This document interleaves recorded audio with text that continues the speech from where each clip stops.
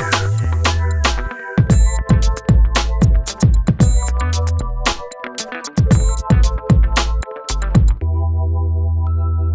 of the trends we're seeing at all the auto shows, especially here at Geneva, is less having to buy a fancy car to get the fancy tech.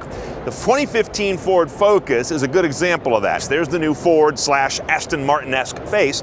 But inside, things get interesting. Notice they've sort of cleaned up and changed the head unit and the area around it. This is part of some learning Ford's had lately, that my Ford Touch can be a little complicated when it's all on screen.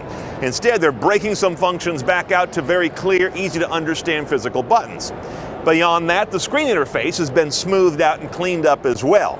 And showing all of those improvements, a bigger physical screen. Now the driving technology. Ford was pretty early in having assisted parking, which is not exactly self-parking. You operate the pedals, it operates the wheel. Now you're going to the point where this kind of a car is going to operate the brake and the accelerator and the steering wheel.